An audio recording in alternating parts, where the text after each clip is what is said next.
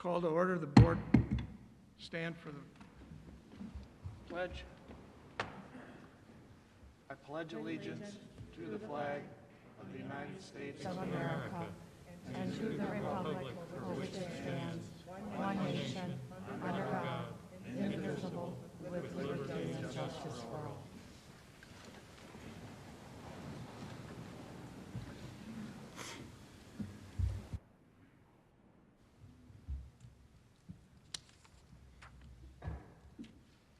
Additions to or deletions from the board agenda?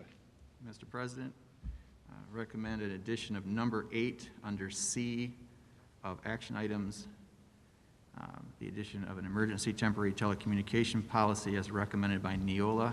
It would be first readings of 8450.05.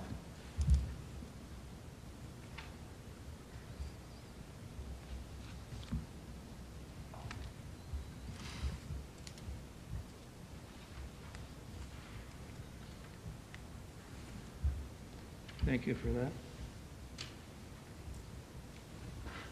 Item number 3, monthly spotlights. How are we doing that? Well, I thought we would start tonight with Mr. Nate. Are you here? Oh, there he is. Give us an update on the from our fall events, and then we would move into our Student of the Month recognitions. The thought would be that the principals would come forward, introduce their Student of the Month, and then the board would do a wave versus the traditional handshake. If that is acceptable, Mr. President. Sounds like a plan. All right, as we are finishing the fall athletic season for the high school and the middle school, it was a solid, if not fantastic, fall season considering what our coaches and our athletes had to go through to complete a season. They practiced for 2 weeks, had to sit for 3 weeks, then came back and finished a full season in about a 5-week period. With that said, I'm so proud of the way our coaches and athletes, they completed the task. It wasn't easy. With that, we had 2 teams who were academic all-state, our volleyball team, our golf team. We had 2 individuals that won academic all-state awards. That's Allie Connor and Anna Diverstein. Our boys soccer team with Coach Williams is sitting right over here. So Coach Williams, when I'm done, we stand up, let everybody recognize it. Finished the year 13-3, made it to the regional finals, lost to Grand Rapids South Christian at Grand Rapids South Christian, who at the time was undefeated and ranked number 1 in the state.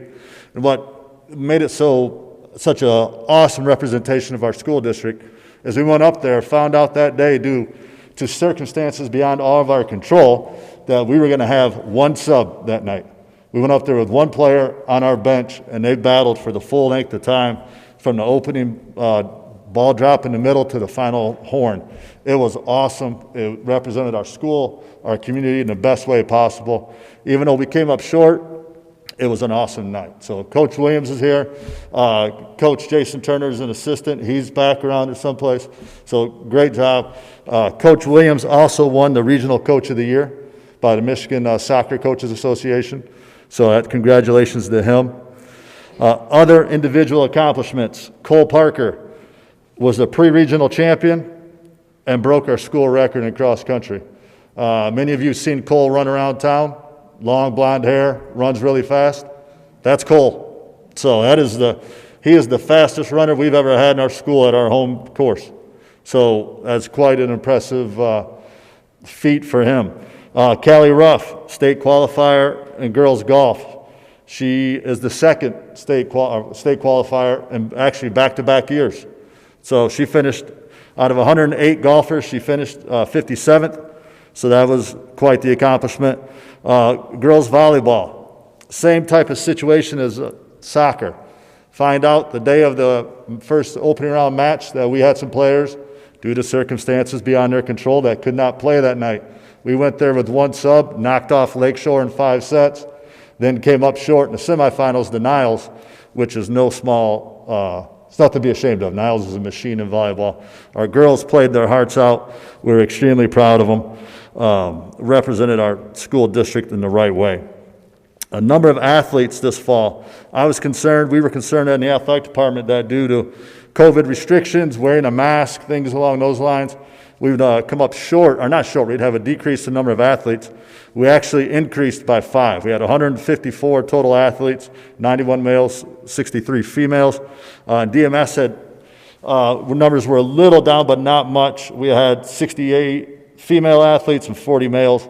That's also based on the amount of sports presented. Due to Title IX in the fall, or I'm sorry, in the spring, there'll be more opportunities for males than there was for females in that.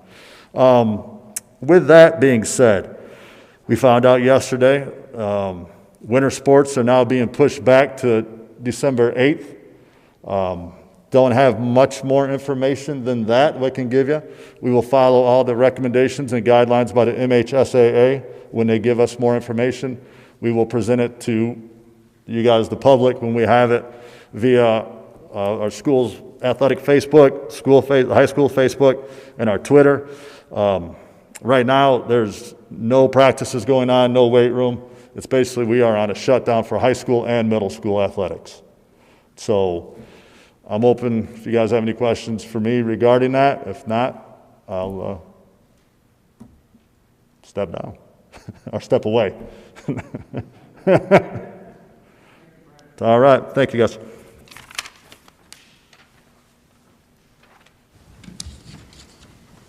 Student of the Month. We've done without that for a while. It's back. It changes, but it's back. And so we're going to follow the pattern that we followed in the past. Start out with Kinchelo.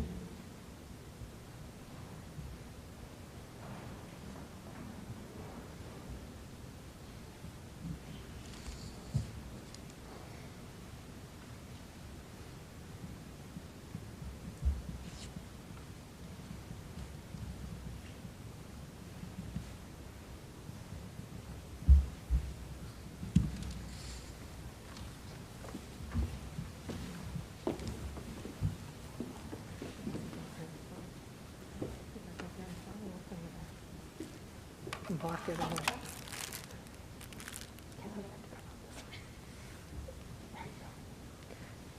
Perfect. That's perfect. All righty. Good evening, everyone. I'm fortunate tonight to have the first student of the month. As principals, you know, we watch our students come in as cute little kindergartners. They grow up. They become wonderful young men and young women. Tonight, I have the honor of presenting our student of the month. And I have an honor of presenting her teacher, Mrs. Wilson. So this is Kendall Kropel. Kendall is the daughter of Jeff and Chris Kropel, who we have over here, and her brother, Zach. I'm going to let Mrs. Wilson tell you all about Kendall this evening. Thanks. So like she said, this is Kendall Kropel, and she was selected 5th grade's Kinchelo Citizen of the Month for several reasons, but let me tell you a little more about Kendall first. Kendall has a dog named Buddy and 2 cats, Bear and Maple. And she also added a crested eye gecko named Ash. So she definitely loves her animals. I asked Kendall what her favorite subject was in school, and she said reading, and I asked her why, and she said she loves reading because she loves the feeling of being able to live in the book, to experience what the characters are feeling, what the characters are seeing. I asked her what she wanted to do when she got older, and she said right away that she wanted to first work at the main attraction to get experience, and then she will attend a beauty college and become a hairstylist. So she definitely has things mapped out. Just not going to jump into anything. Kendall, I asked her why she thought it was important to be kind, and she said that it's important to not hurt other people's feelings, and she feels that it's important to show others a good role model of being kind, especially to the younger students. Kendall is a very good student. She has a kind, loving heart. She's a good friend. She's a hard worker, and she is very genuine. She will talk to anyone. She looks pretty terrified and shy right now, but She is a sweet, sweet girl, and I think all of her peers would agree with that. She's a great student. I've enjoyed having her face-to-face and virtually. So this is Kendall.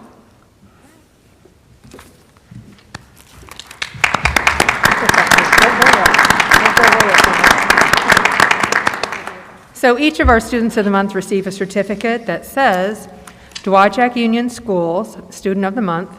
The school board, administration, and staff appreciate your academic performance and mentoring of fellow students.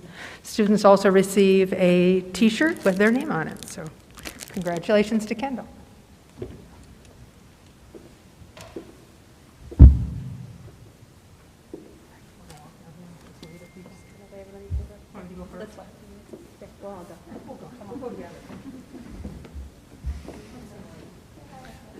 This is her first beauty pageant.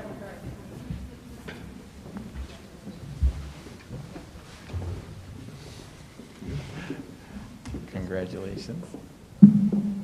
How are you? Good evening, sir. Hi, how are you?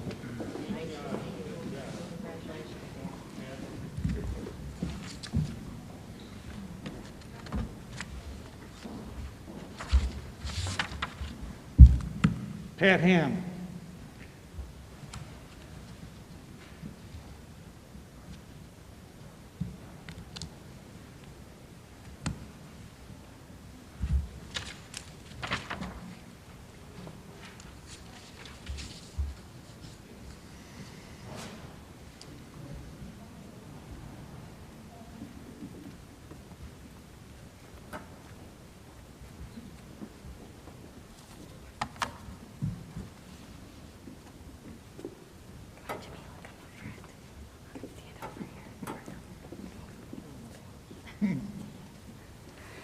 Hello, everyone. I am Miss Robinson, principal at Patrick Hamilton, and I have the pleasure of introducing Jamila Bonds and her mother, Sharisa Williams. She also has a twin sister, Jamila, who's not here with us this evening. Is she here? Wave. I didn't know she was here. Hi, Jamila. I had a few minutes to interview Jamila this afternoon, and I learned that her hobbies include playing basketball and reading. Her favorite basketball team is the Lakers, and her favorite player is LeBron James. She loves to read, and she's currently reading a book called The Twins. That sounds like it has a very interesting plot to it. Math is her favorite subject because it's easy and you don't have to write very much.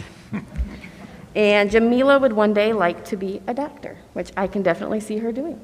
And from here, I will hand it over to Ms. Hayner to tell us a little bit more about her in the classroom. Jamila Bonds is a very hardworking student and a role model in school. She excels in all areas but stands out in math, which is also, as you guys know, her favorite subject. Jamila scored a 227 on her first NWEA math test. She enjoys reading and says she is proud of how quickly she is able to learn new things. She rarely missed a lesson when we were learning from home, even if one of us was having some technical difficulties. I could always count on her to be there. She's been a joy to have in class, both in person and at a distance, and I look forward to seeing her continue to grow this year.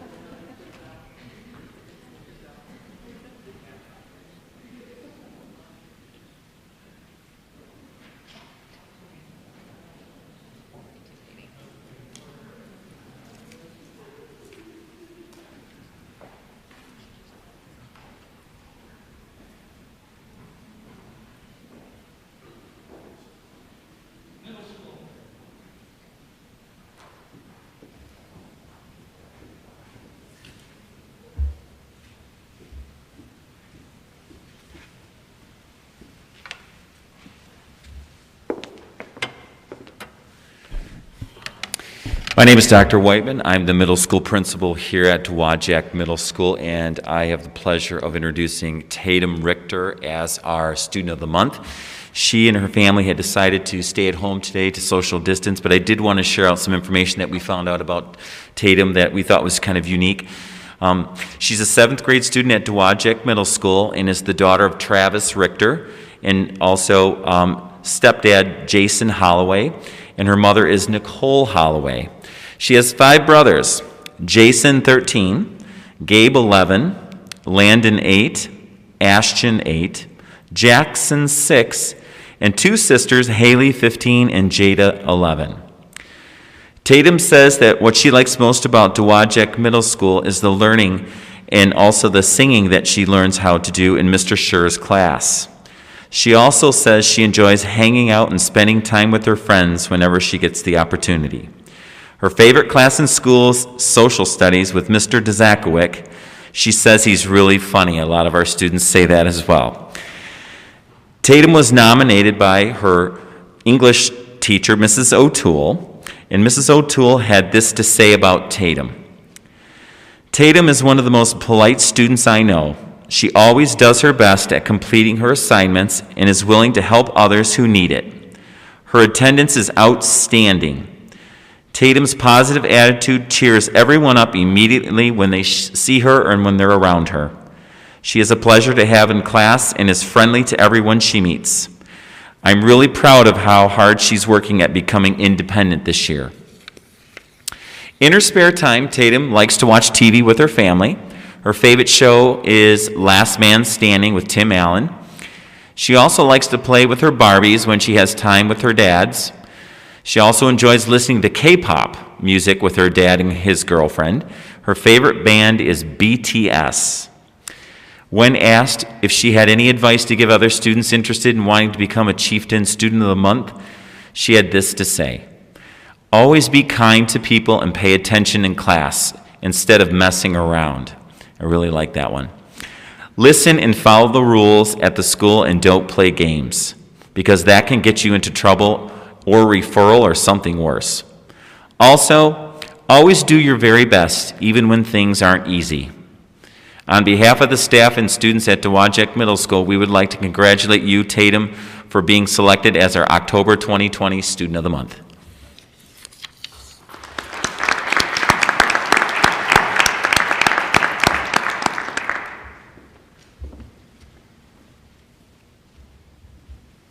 Sister Lakes.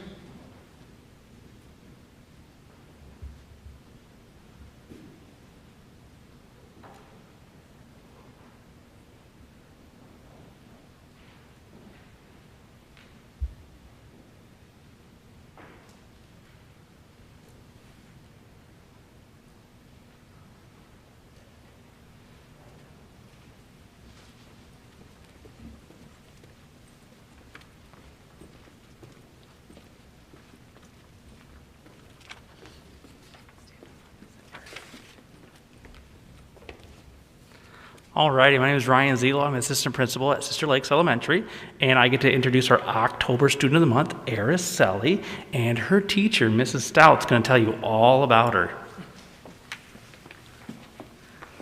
Good evening. This is Araceli Solis, and Mom Raquel Castillo is here with us, and then she's also the daughter of Tony Solis. She has 2 older brothers, Tony Solis Jr. and Thomas, who is a student here at DMS, and she also has a stepmom, Belen Solis, and then 2 step-siblings and a half-sister. And Araceli absolutely loves spending time with her family. So she was chosen by me because she is an exceptional student. She has many other students in class that look up to her because of her she's outgoing, she's a great leader. Even when there's tough decisions to be made, Araceli always makes the right choice.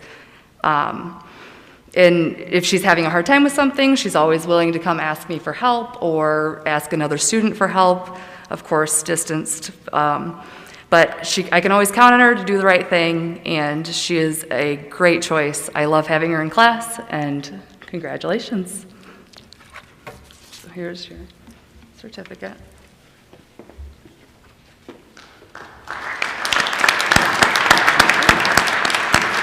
And then you get to walk with one of all those people and wave at them. first.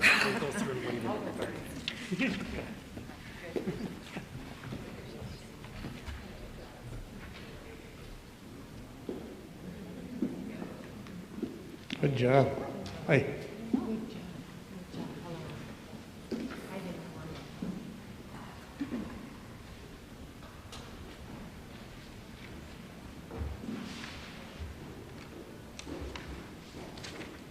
Justice Gage.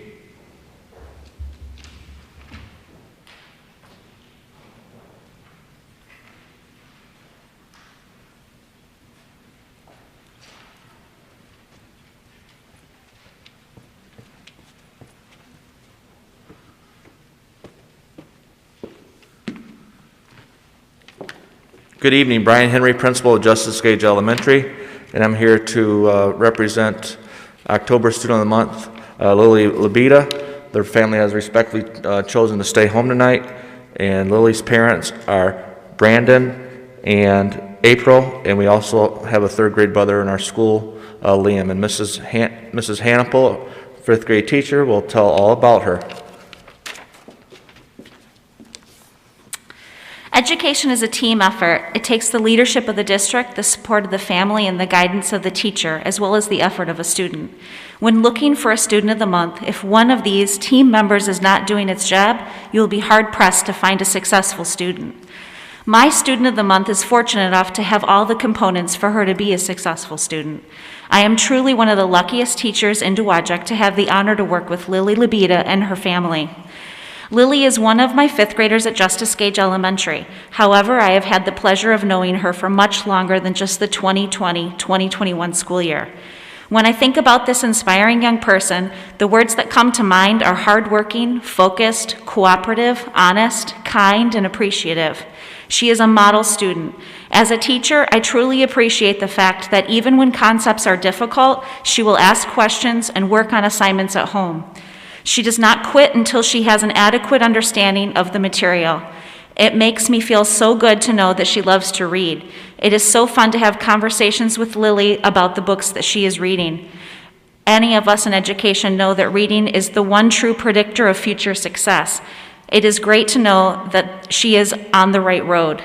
Lily has impressed me with her dedication to her education. Whether face-to-face or while working from home, she is quick to ask for more clarification if something doesn't make sense. Lily is always respectful and understanding. She shows incredible kindness toward her classmates as well.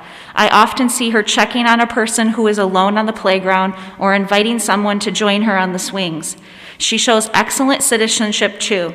She is willing to pick up trash around her desk or wipe up messes she makes in her work areas. She waits patiently if others' needs are outweighing her own and offers help to those who are struggling. I am comforted to know that no matter what, Lily is going to make our community proud.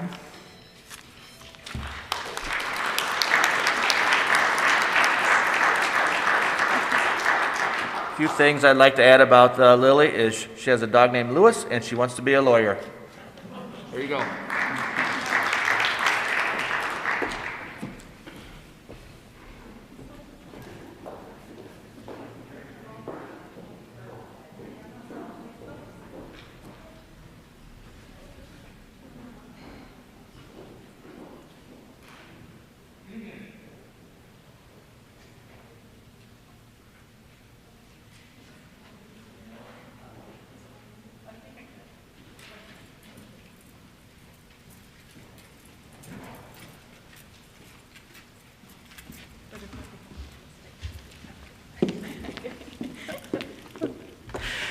Oh, excelente.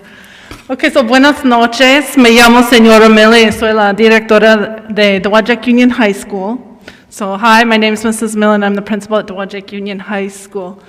Yo voy a tratar de hacerlo en español y inglés también, entonces todo el mundo puede entender un poquito. Pero si hay errores, lo siento mucho. Okay? So I'm going to try to do it both Spanish and English. So wish me luck. I get a little nervous in front of everyone these days.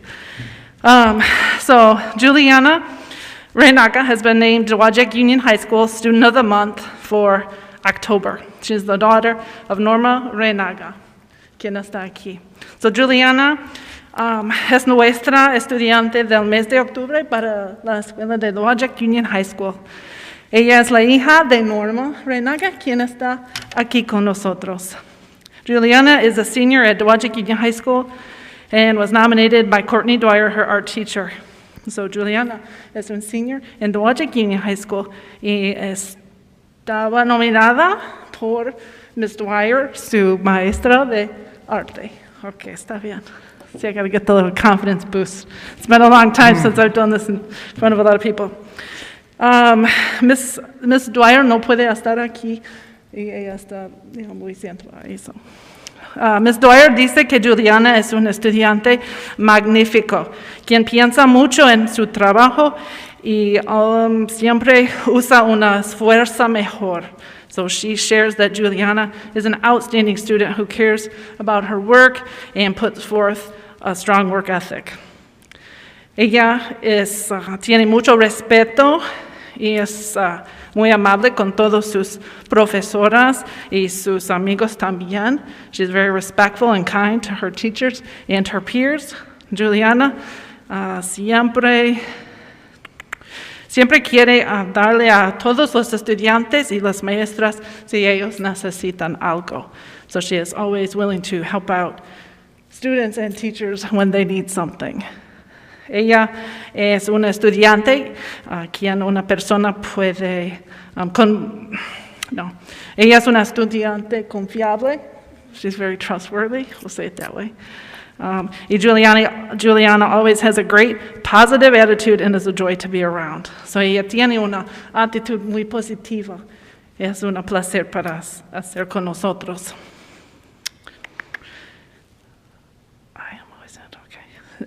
Señora Dwyer dice que ella siempre está contenta para ser. Ella es parte de su clase. Always happy to have her as part of her class. She says, I have had her for a few years in different art classes. So ella dice que he tenido a ella por algunos años en sus clases diferentes de arte. Y ha estado un placer para trabajar con ella y mirar a todos los trabajos de arte magnífico. So it's been a pleasure to have her in class and look and watch all the beautiful pieces of art that she produces. At Dowagiac Union High School, Juliana es un miembro del equipo de varsity soccer and le gusta mucho a su clase de matemáticas. So she's a member of soccer and loves math class, not art. No, you don't want to change that one yet? And art too, that was good. I'll tell her you said that one. Excellent. Let's see. Juliana quiere ser una terapeuta física, una doctor física. ¿Cómo se dice physical therapist en español? We'll try that. We'll work on that tomorrow. We're going to work on that one tomorrow. We'll figure it out. Physical therapist, después de asistiendo a una universidad local. She wants to go to a local university.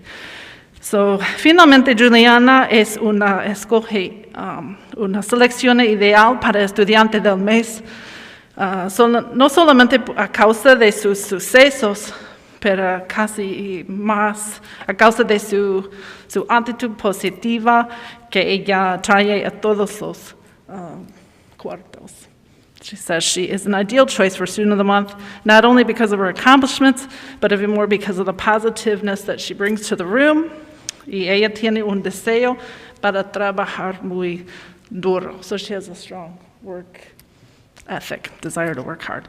Ella es un ejemplo bueno a todos los Dowagiac Union chieftains. So felicitaciones a Juliana. So congratulations, Juliana. She's a great example of our Dowagiac Union High School chieftains. There we go.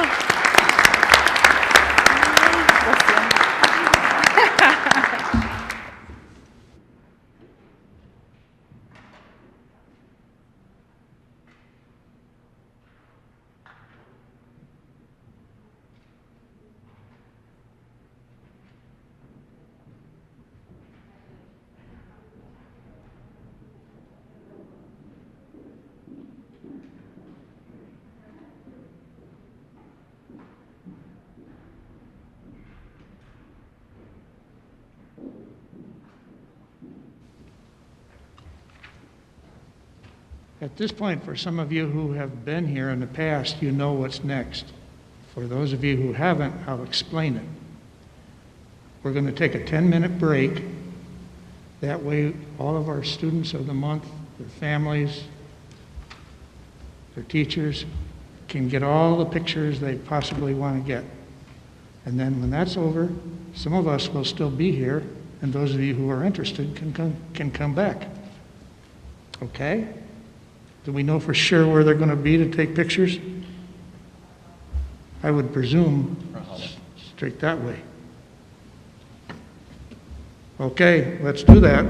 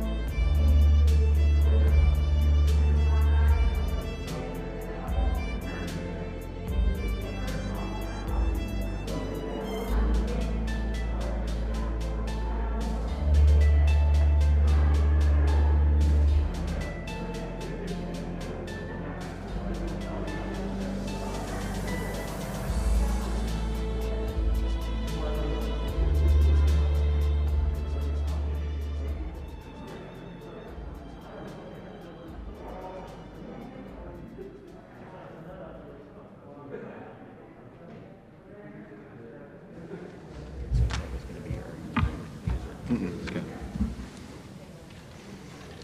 Thank you for that understanding. You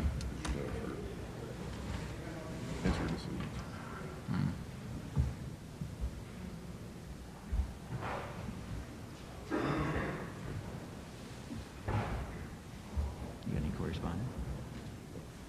I guess we're all here. Who's going to be here? All right. Item number 4, correspondence. I have none.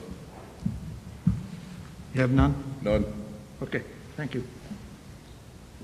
Item 5, hearing of citizen to include questions or comments regarding the return to school plan. I have 3 requests. Sarah Proctor.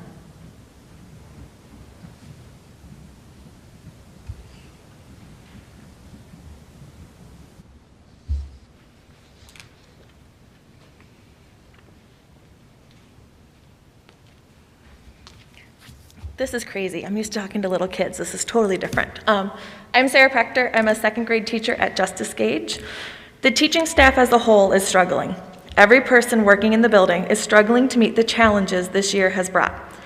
What isn't being announced or published is how many staff members are quarantined from each building and how this is leaving us short-staffed on a regular basis. Our planning time to prepare for teaching, contact parents, grade papers, clean, is being taken to cover in other classrooms because we are short teachers and don't have substitutes. Our principals are taking the roles of stand-in teachers on a regular basis because we are so short-staffed. Rotating 5 or more adults in and out of a classroom in a single day is unproductive for the students in that classroom. We have more expectations put on us and still don't know how we are being evaluated at the end of the year.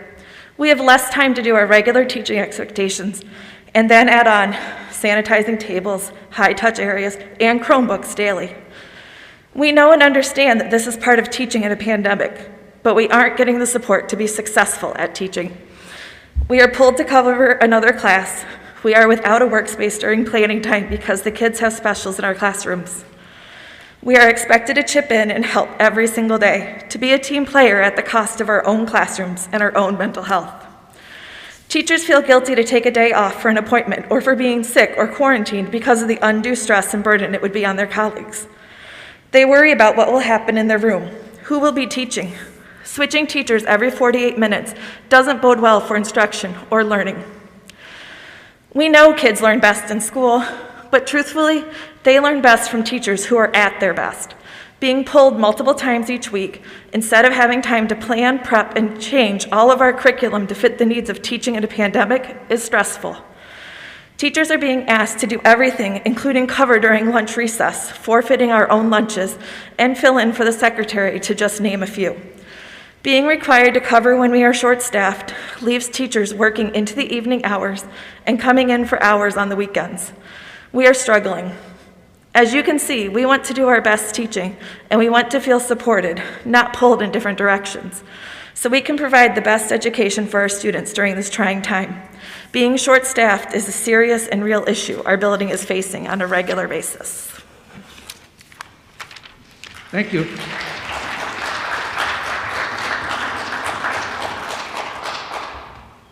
Emily Hudson.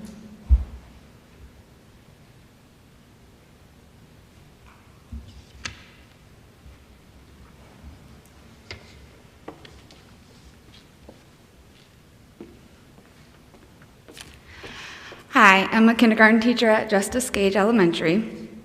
At the beginning of the school year, we teach about rules and procedures, getting along and sharing. I tell the students that my job is to keep them safe and to teach them, but my #1 job is their safety. Tonight, that is what I need your help with. I am asking the board and admin to help me do my job in keeping my students safe. I cannot do it alone. Please consider moving K-8 classrooms to distant learning along with the high school students. I am a single mother and a teacher. This position puts me in a place where I cannot keep my kids at home or choose virtual for them. I do not have that option. If I go to school, they go to school. Please help me keep my own 11 and 13-year-olds safe, as well as my 21 kindergartners. I know that a lot of parents are having trouble with what to do with the schools closed down. Schools have been providing meals, social emotional opportunities, and support and education in a safe environment for your child to be. Now it is not as stable and safe. As an educator in Dowagiac, I am not allowed to bring my children to school with me, and I must report to my classroom if we are in distant learning. This puts me in a similar predicament as many families. What can I do with my own children while I work away from home? Fellow parents, I can relate to your dilemma and stress. I just want my children safe and yours. I am lucky that my children and I have my parents as a support system. However, I do not want to expose them to what we may be bringing home from school. I have many students that have close relationships with their grandparents or who are being raised by their grandparents or in similar situations. I understand and agree that face-to-face instruction is the best. I love being able to see my students and interact with them in my classroom, but it needs to be in a safe environment to continue face-to-face instruction. Students thrive on routine. The back and forth between opening and closing is not beneficial and best practice. Closing for 3 days and then extending and then back to the building for how long is unknown before there may be another closure. Our students need structure and routines to help them navigate this difficult time. We are short-staffed with aides, teachers, and custodians. Teachers are not getting their planning as they are covering for other teachers gone. If a teacher is gone, there may be 5 different teachers coming in during the day to help cover and teach that class, which is also a disservice to the students in that class for education purposes and more exposure to other cohorts. We do not have all the extra cleaning help as stated or promised. Not all the cleaning is able to get done at a critical time when it needs to be sanitized and disinfected even more. Again, I plead with you as a school board and admin to keep our students and community safe. As a teacher, we are discouraged from speaking up a lot and feel like our voice does not matter. I hope you take the time tonight to evaluate and discuss this option. Thank you so much for taking the time to listen to me this evening. Thank you. Sam Osram.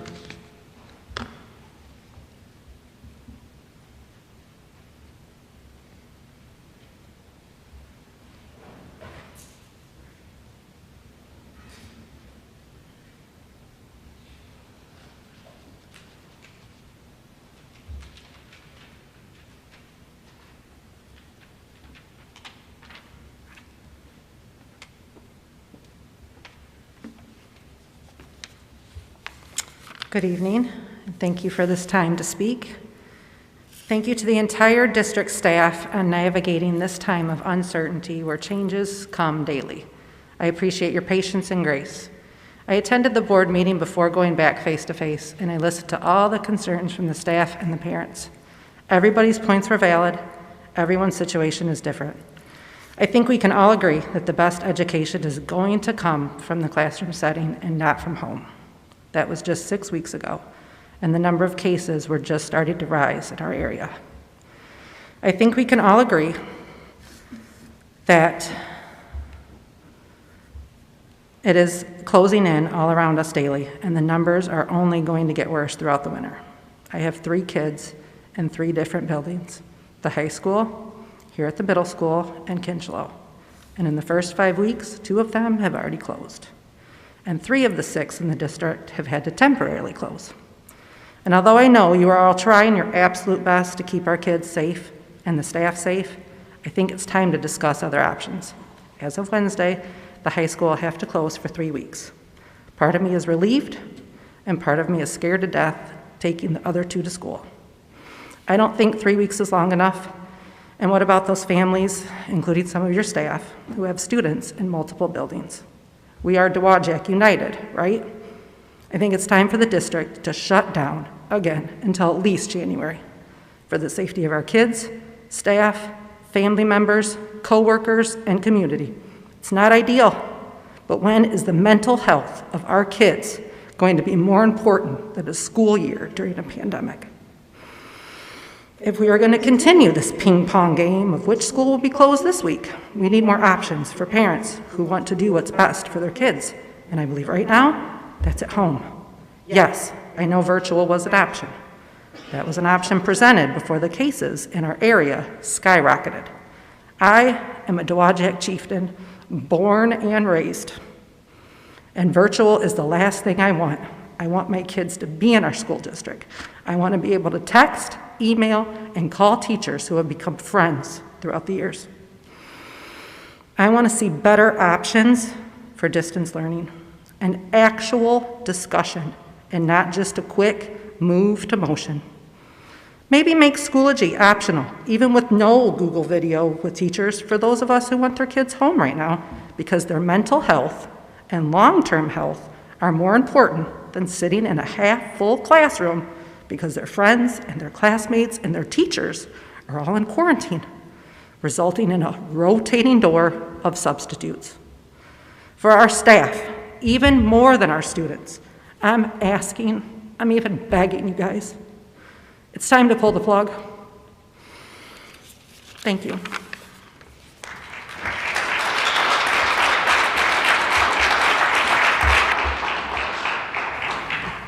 Thank you very much. Item number 6A, Finance Report. Stacy?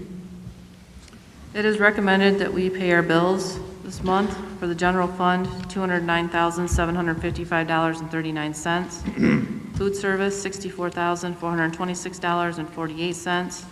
Capital projects, $149,457.96. And activity accounts, $1,217. Any questions?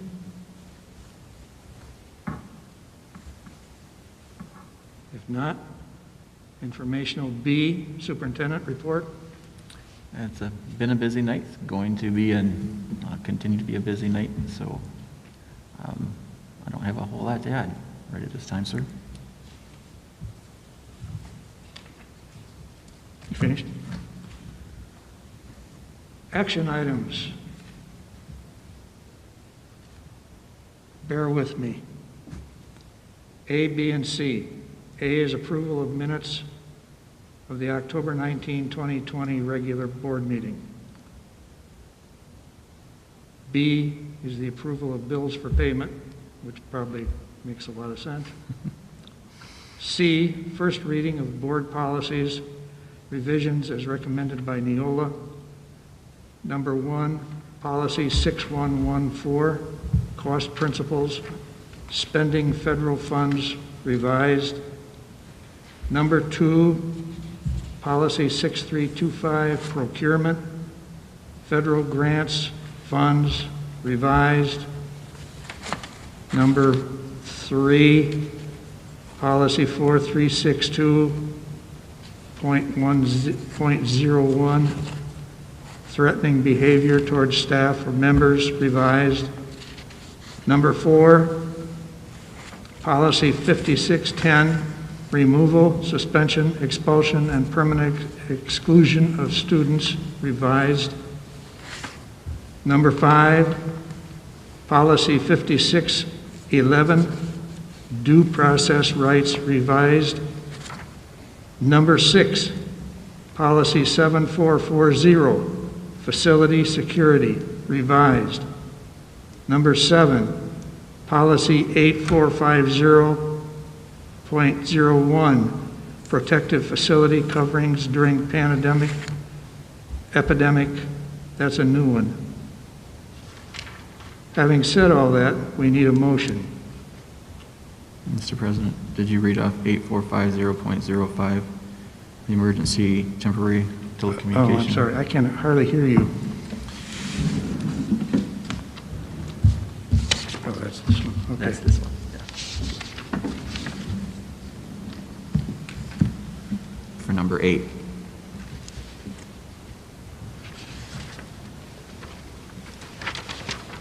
Aren't you excited? We have more.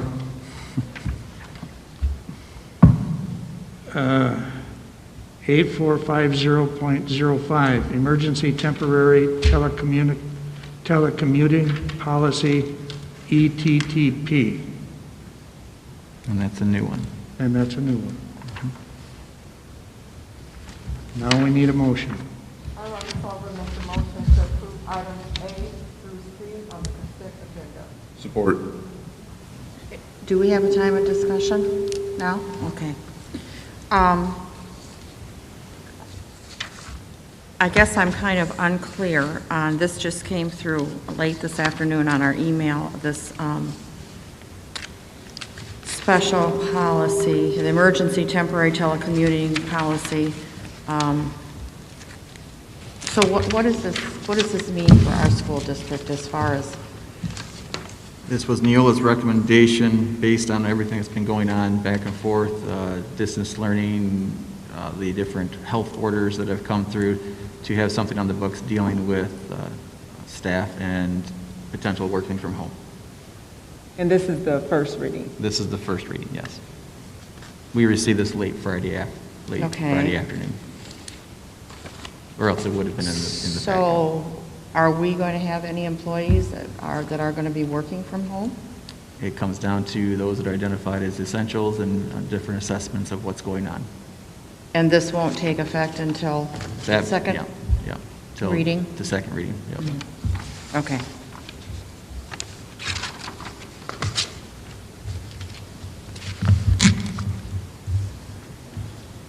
Okay. We had a motion, do we have a second? Terry did. I did. All in favor? Aye. Aye. Aye. Opposed? Motion passed. Item 8, old business. A, recommendation to change verbiage of bylaw 0100 definitions.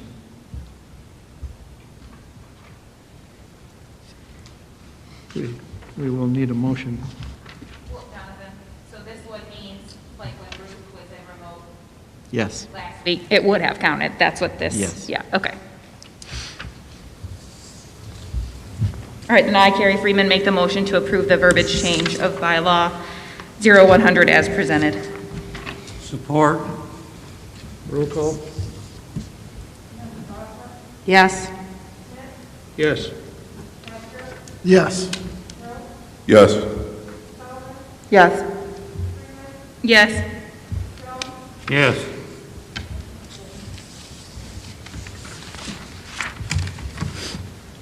Item number 9, new business. Letter A, board discussion and monthly reconfirmation of COVID-19 plan.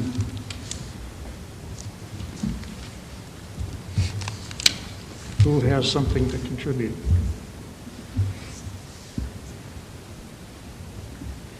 Well, I'd like to start by saying, thank you for the feedback that we were given tonight, along with the emails and calls that we received. I think, again, everyone's feedback is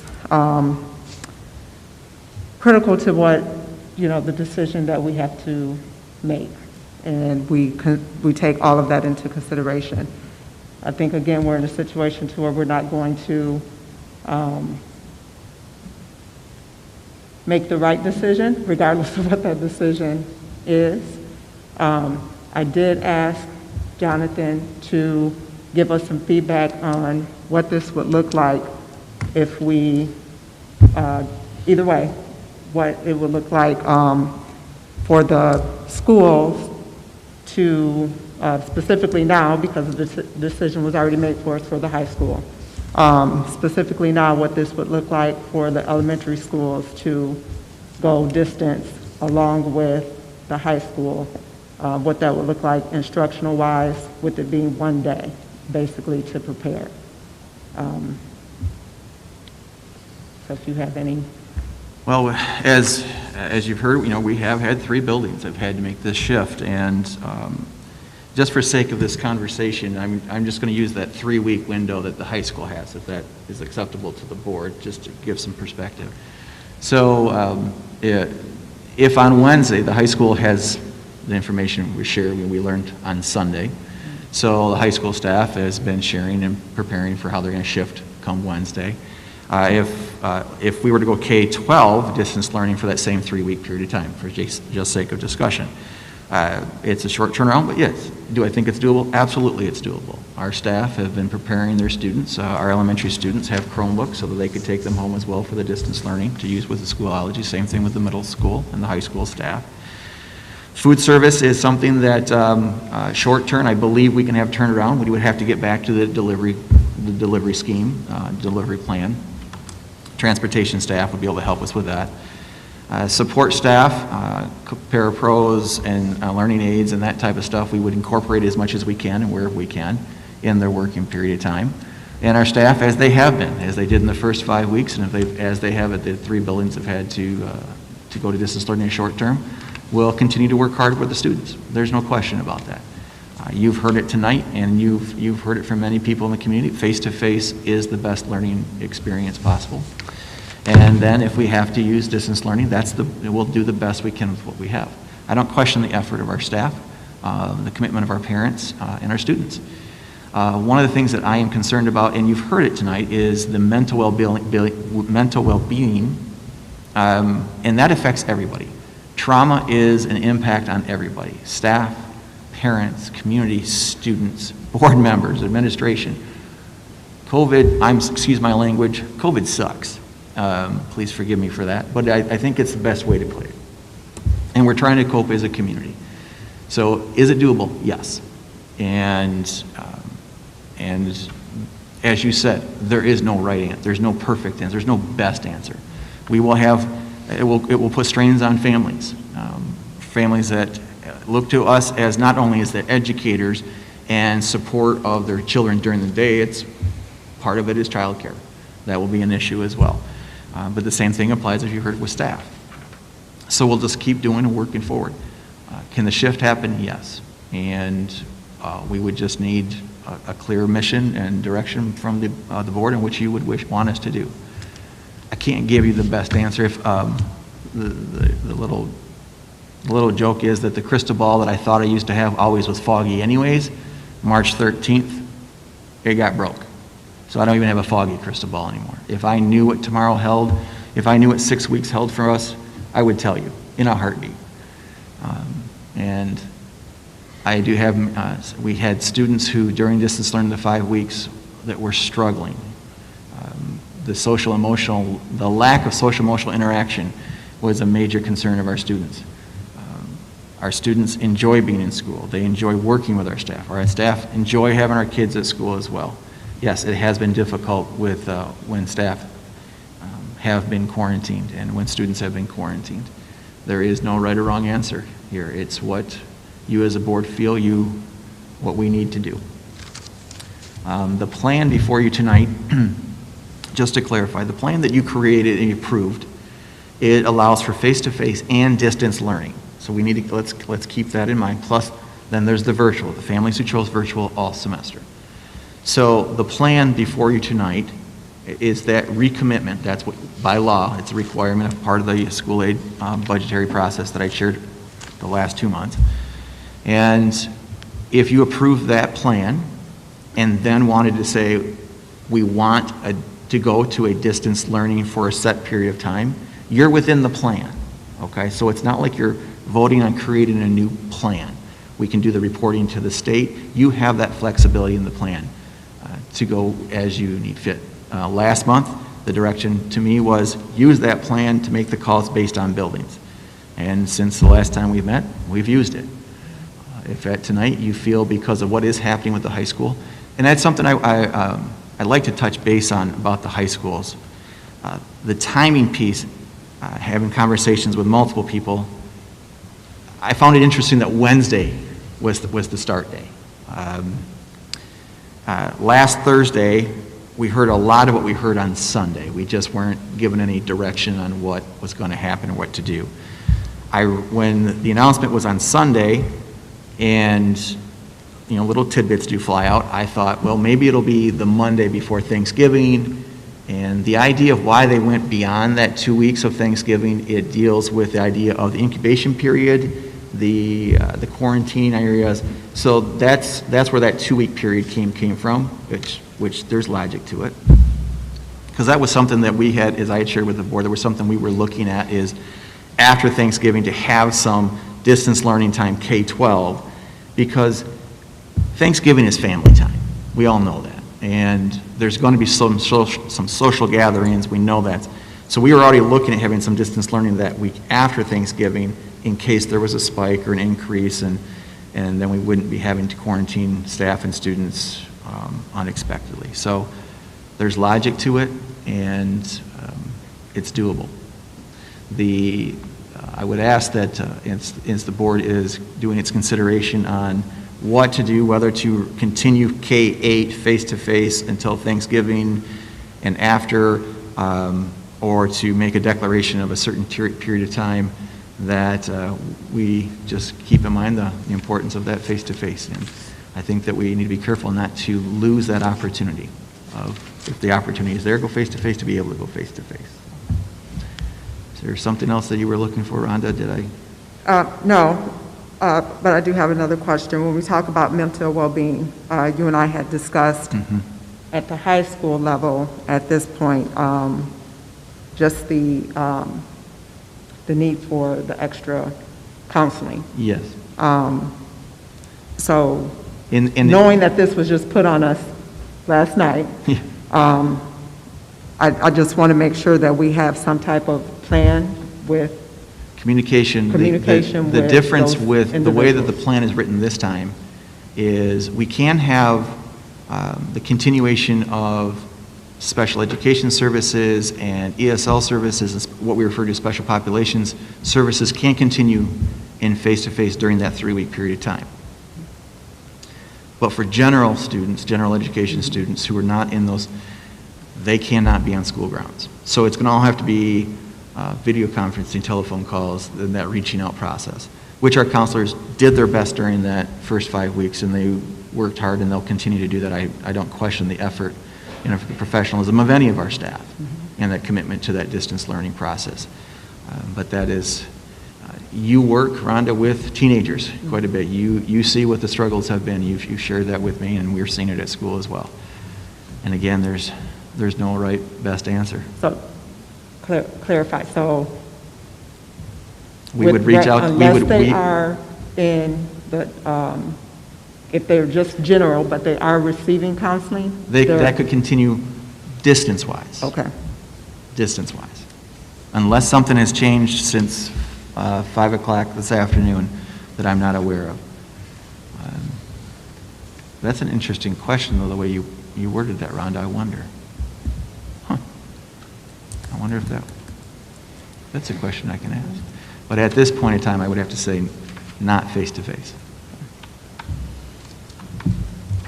Well, I would like to add also, the numbers, of course, we all know them, we've all heard them, but the CDC this is the United States has come out and listed Cass County as, I think we're up to 16.5% positivity rate, and they recommend in their notice that all Cass County schools move to distance.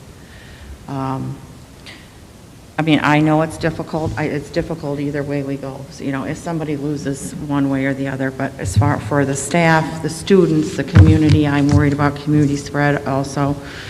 I don't know. I think we need to move all grades to distance, but I would be willing to hear what anybody else has to say. I'd like maybe more discussion. I'd like to tell people, I told Jonathan already, that I've changed my mind in the last couple of days for a couple of reasons. One, I first thought that, yes, we'll take the high school, and because they seem to be around the COVID more, that's not necessarily true, but it seems that way. And keep the face-to-face with K through 8. The governor set some new rules because she and the health department figured we've got to do something to slow this thing down until we can get vaccine distributed, which is a light at the end of the tunnel. But I read many of the letters that were sent online, and I was surprised that I didn't know some things, that kids were not coming to school because their parents were afraid to send them, and I didn't realize that sometimes the attendance wasn't as good as it could be. And the other thing, I think everybody's weary. Employees, teachers, and other staff wrote about the things they're asked to do, and they really want to do it, but they're getting worn down and wore out. I think we're all a little weary, and I'm thinking if we could include K through 8 along with the high school in distance learning until December 8th, and then take a look at it as we get near that date to see if there's any positive signs, which will depend a whole lot on the people who don't really care about other people. They don't wear masks anymore, that kind of thing. But we're hoping that sooner or later people are going to care enough to save some people my age who get COVID. So that's what I would like to see, is K through 12 through December 8th, distance learning. And anyone else can say what they want, but I did change my mind. Thank you. Well, I would like to, is there anybody else have any discussion? I would like to make a motion. I'd like some discussion. So, I understand the high school, a lot of the kids are doing things outside of school they probably shouldn't be doing, and then they're coming into school causing teachers and their fellow students to have to quarantine, which is unfortunate. I agree with that. My son's a middle schooler here, and fortunately he hasn't been exposed. He played sports, they played football. Nobody really had an issue with the football team for middle school. So that's a positive sign. I do know my nephew's a kindergartner. He struggled distance learning. A lot of kids in the elementary struggle distance learning, whether it be they're at the daycare and the daycare is helping them, or they're with a parent or grandparent that technology is not their thing. It's really hard for little kids to sit in front of a computer and learn. Middle schoolers and high schoolers can do that better. They're older, they've learned the skills to be able to use a computer. Elementary school kids don't have those skills, frankly. Maybe a tablet, but not a computer. I don't like the idea of sending the elementary school kids back home totally, because they don't have all the support. And we saw that in the first 5 weeks. I saw that personally with my nephew. I don't know if the daycares in town, who I thought did a great job helping the kids, are willing to do the same. I just don't think it's fair to the parents to do a one-day turnaround, though, if we were to decide to send the K through 8, especially the elementary school kids, distance learning, at least give them some time. Cassopolis, for example, it's public, so we can share it. They're not sending their K through 8 kids virtual until the week of Thanksgiving. Their high school has to go because it's the state mandate, but they're not sending their kids virtual. It gives parents time to plan. If we're going to do that, they need time to plan It's fair to them to be able to plan. We have the ability to let them plan. Let them plan. Just to touch on what Terry said, sorry. I don't even know what to say. One of the things that I have been thinking about are K through 5, I feel, is a little more vulnerable. I know teaching at any grade, or I can understand and empathize, is extremely difficult. I would like to see a little more planning, a little more preparation. I am hearing from teachers, thank you.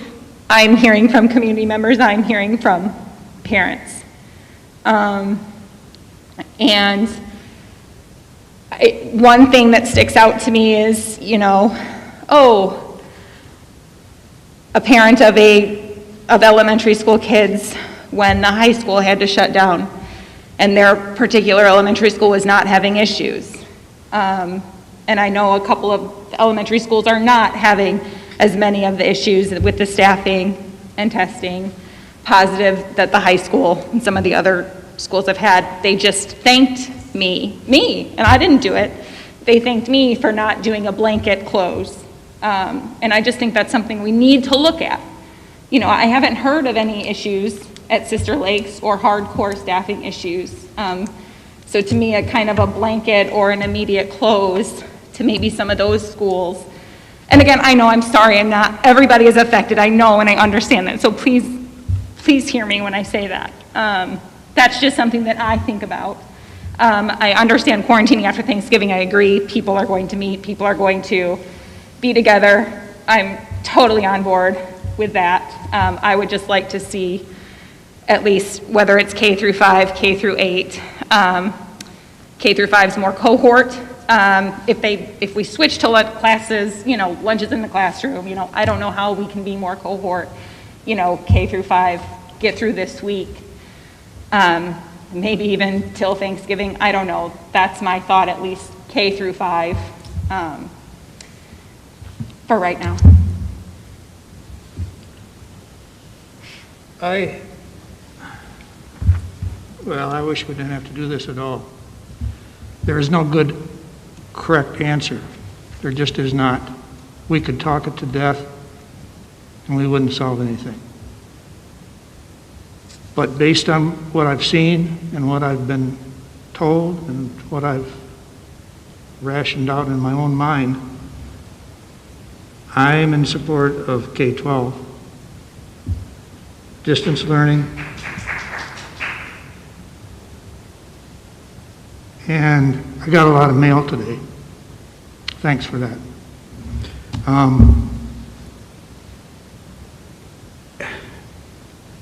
The staff is getting beat up. And so we got to make sure that we've got time in there to provide a little instruction, if not a lot, and also get the wheels back on the car and get our staff realigned to a point where they can be functional, they can deal with their family, they can deal with their job, they can deal with their students. We need to get that all done. And I think with what I outlined initially, that can be provided.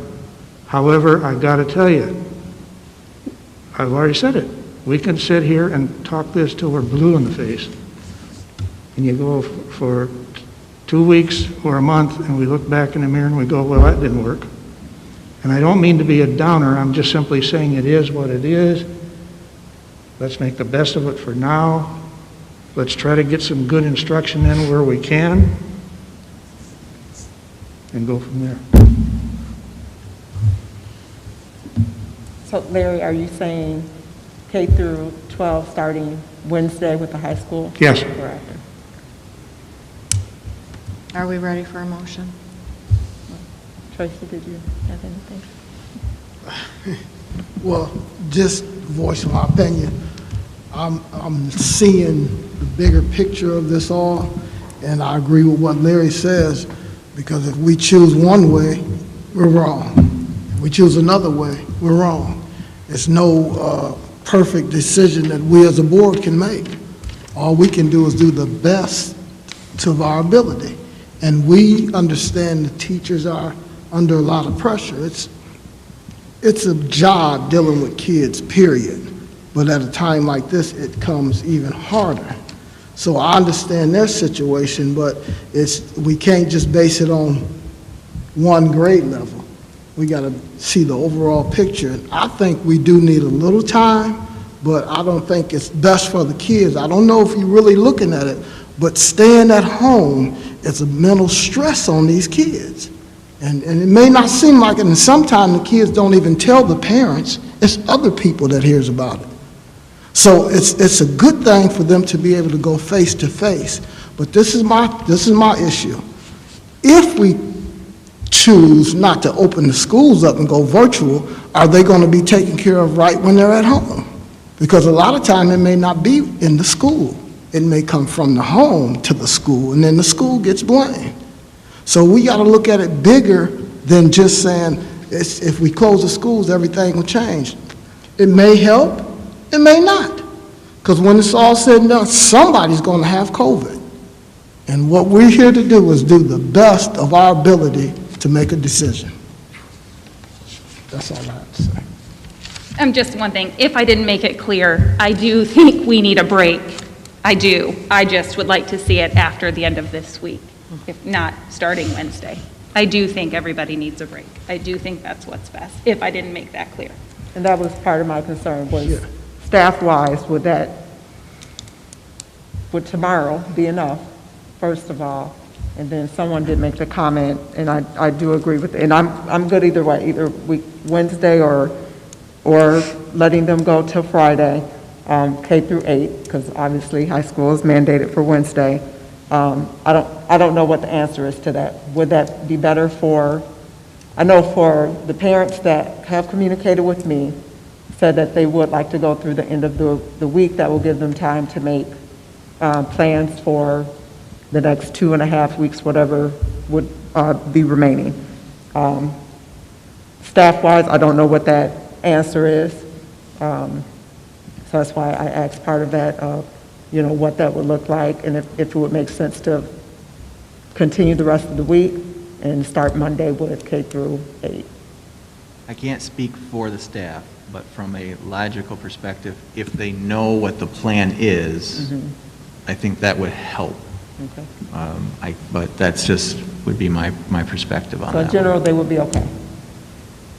So If you set Wednesday, or if you were to say Friday, the idea is what the staff and what the community are waiting to hear is what's the board's plan.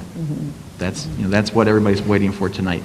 And you've all said it, and so has everyone that's spoken and shared. Everybody knows there's not a best plan. There's not a perfect plan. But what is the plan tonight, and what's it going to look like going forward? If it is get through this week for K-8, and then distance learning next week and the week after that, which would be the week after Thanksgiving, it's shared, it's the plan. If it's longer than that, it's the plan. If it's Wednesday to a certain date, it's the plan. Right. That I think is what people are looking for. Regardless of if somebody wants to remain face-to-face, period, right? Because there are families that want to continue face-to-face. They want to work through this. At least they would say, those I've talked to, at least they know the plan. Right. And I think that's that's kind of what tonight's about. We need to give the community a chance to plan. If the daycare centers need to be able to, handle an influx of kids to help like they did at the beginning of the year, they need to be able to plan for that too. So then when do we say we make a motion K through 8 starting Monday, November 20, I don't even know the dates, 22nd, 23rd, 23. 24th, whatever. Till whenever the high school comes back, December 8th. December 8th is the last day out. Okay. Well, December 9th would be the day the high school is. So then that's it? Do we revisit, everybody comes back full bore? What does that look like? What's the plan the board's looking for? Well, I would like to make, I don't know, I think we should align the K-12 should be aligned starting Wednesday, going through December 8th, like the state has said. And then I have written down here, I think we need to reevaluate that plan. I do believe that they're going to, in my mind, I don't see much possibility of our numbers going down. I hope they do. But I think we need to say through the 8th, that's when, and then we need to reevaluate this, whatever time before that we can maybe get together. You know, have I don't know. But I think we need to. Didn't you say Wednesday? Yes, from the time that the high school goes. From Wednesday, from the 18th, right?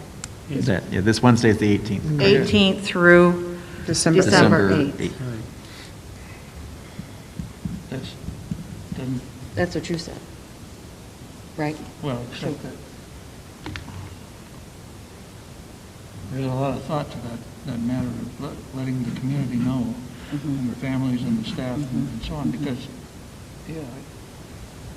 Ruth, I can support, but this is just, I can support the 3 weeks to December 8th, but I think we should reevaluate on the 14th. We have a board meeting on the 14th. Oh, I agree with that. We should come. And, is the But the 14th 14th is after. Friday? right.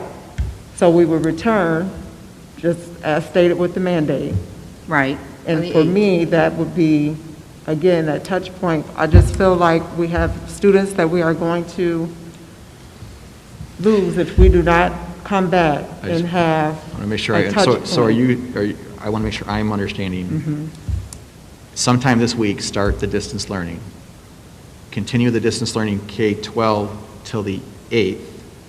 We will follow the mandate that's stated. Follow K the through 12. mandate, high school, but follow that same date for K-8. Yes? Or no? Yes. Okay.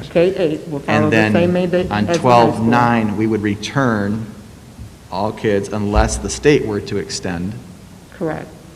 Right. And that's- so, and then on the 14th, which would be the next board meeting, which would be the following Monday, Okay. revisit. So I want to just say what I think I just heard. Sometime this week. So Wednesday, 9/12, high school starts distance learning and will be distance learning till the end of Tuesday, 12/8. So 11/18 to 12/8, 9/12, distance learning. 12/9, 9/12 comes back. That's what the mandate is for now. Sometime this week, K-8 also goes to distance learning, whether it's Wednesday or maybe next Monday. On the 9th, they stay distance learning until through 12/8. They come back Wednesday, 12/9, and the board would reconsider something on the 14th. Correct.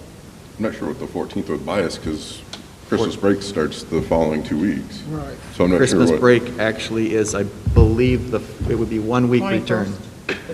This starts the 21st, doesn't it? Right, so it would be, if kids come back on the 9th, we would have a week and a half. We would have students face-to-face for 8 school days, then Christmas break. Right. So I don't see what reevaluating on the 14th would buy us. So your position would be come back, unless the state were to extend. Right, if the Come state back, makes sense. get to Christmas break, which would be 8 face-to-face days, and then, And I'm fine with going up to Christmas break, but I don't think there's others that would want to go that far, so I just was making notes here. So Rhonda, why don't you make a motion? Are we ready? Or I can, whatever you want. Well, I guess I need to say it out loud myself first. So my motion was K through 12, go distance learning starting Wednesday, the 18th, until December 8th. we would return, and the reason I say that is, well, first of all, just to follow the mandate is what I'm saying. We would do the mandate and add K through 8 to that, okay? When we come back, my position is, and this is just me, that will give us contact time with students. We already know when we did distance learning last time, we had to catch up with students this was the feedback that, some of us received. For students that were not submitting or whatever, then we have that level at the high school that we know additional counseling, and at least we can have a touch point. I was just saying the December 14th is a board meeting, and at that time we would, because we will be back anyways, we would reevaluate what that would look like, Christmas break and beyond. Okay. So I'm fine with everything you said except for starting the K through 8 on Wednesday. I don't think a one-day turnaround is fair for our families and the community, especially given what Cassopolis did. They told everybody last night or this morning, hey, our middle school and elementary school, hey, we're going to start the week of Thanksgiving. That gives people time to plan. I think people need time to plan for the elementary school kids. Otherwise than that, I'm fine with the plan. I agree with I agree with Terry. that. I agree with that, too. Okay. The elementary kids need a little time, So, parents. So now we'll just, so we could change it to where we start, go through this Friday. What is Monday's date next The week? 23rd. That would be the 23rd. 23rd. 23rd. So, Rhonda, is that okay with you or no? That's fine. Okay. so high school by mandate, Yep. okay. K-8 would be Monday, 11/23 through 12/8, distance learning. That's what I'm hearing. Yes. So, Okay. Would you like a motion? I'd like a motion. Okay. Would you like to give Are we kind of then, that's what we want to do then? Rhonda, is that okay? Carrie? Okay. I, Ruth Osler, make oops. I'm so sorry. Can we have a two-part motion for me? Can we renew the plan, and then stipulate that we will do this? Okay. Okay, thank you. Okay. I, Ruth Osler, would like to make a motion to renew our back-to-school Our plan. COVID-19 learning plan. Okay, the learning plan, our 2020 learning plan. And I also would like to move that on November 23rd, 2020, we would return to distance learning with K through 8th, yes. And then we would continue that until 12/8 of 2020. And then we are going to reevaluate on the 14th, board meeting on the 14th of December. Which has to happen because the plan has to be reviewed every month. Okay. So it's a natural process there. Because the high school has to on Wednesday because of the mandate. Roll call? We're going to have a second. Oh, I'm sorry. So you have a motion. Yep, got to have a second. Don't have a second. We have a second? We have a second for the motion? I'll second. You made the motion. Who made the second? Nobody made the Rhonda. second. Rhonda just made the You second. did make a second? Yep. Roll call? Yes. Yes. Yes. Yes. Yes. Yes. Yes.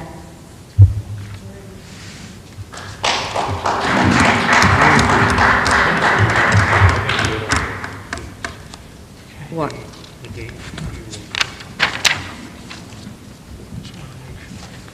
December 18th. I mean, no, 18th to the 8th. But that's by state decree. No, this, the state decree is from the 16th. This is complete.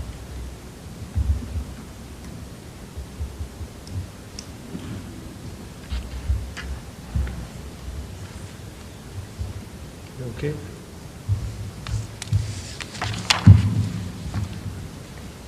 If so,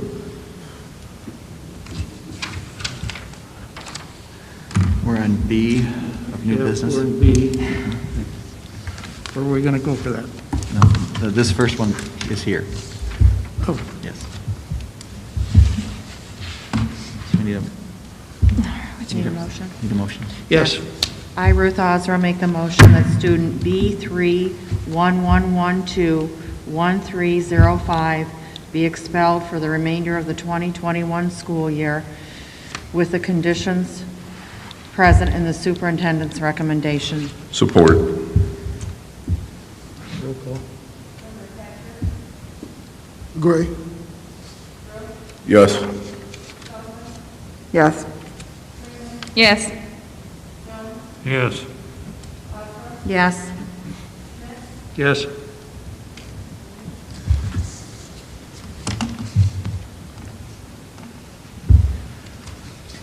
Now, are we going to do Roman numeral? Yes, ladies and gentlemen, I personally would like to say thank you to Larry for his service to the district as a board member and as president. Great counsel, a good person, and loved Dowagiac. But he is leaving us. December 31st is Larry's last official day as a board member. And therefore, we will have an official opening on the board starting January 1. And the board has the responsibility at that time, and it has to be after the seat is officially open, to appoint someone to fulfill a 2-year term that is now open. Congratulations to Mr. Hatcher for being, so he now moves from that two-year seat he was filling to the 4-year seat that he won. And also congratulations to Carrie and Rhonda and Ruth, because all 4 of them were selected by the community. And so the board has a couple options, which I have shared with you. You could use the traditional process, which would be to post it at some time, at any time. It just has to be posted, but the seat has to be filled within 30 days of becoming vacant. So January 1 becomes day 1. So by the end of business, January 30th, someone needs to be appointed to that seat. The traditional would be to post, seek those who are interested, for the board to review applicants, to interview, and then at a later date to appoint. Keeping in mind that the January organizational meeting is the second Monday of the month, and I'm drawing a blank, it's the 13th? Oh.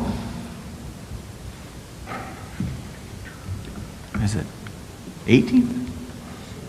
The 11th. Oh, I was way off on that one. Sorry about that. So the organizational meeting would need to take place first, which is where you would elect your officers, and then at that point, from that point forward, it could be that night, it could be later in the month, appoint someone to that seat. The second option, as I have shared, you bylaws you control as the board, and you could suspend the bylaws from the process, and you could appoint someone after January 1 that if you had somebody in mind. And I know that the question had come up, could that be someone that was on the ballot? So that is a legal option, and it is something for the board to consider. My advice to the board is to think about your options and then to make a decision at the December board meeting. You have time from that date forward. You still have time to post in whichever or whatever decision you wish to make. So I just wanted to share that with you. Whichever way the board goes, I think it is, we had 12 people apply as when Tracy did, and great people. That's a lot of applicants, and historically the district hasn't had that many applicants, and so that was a positive. But within your process, if you wish to go through the traditional, you could also, if you were to have a large number apply again, you could also decide if you wished to reduce the number of those being interviewed. But I think if you're going to do something different, that you would share that publicly, and I think it would be logical to do that at the December board meeting. So you have some time to consider, to think about it and then have more in-depth discussion from a planning perspective, nice face math twist there, on the, at the December board meeting. Questions or discussions from the board tonight?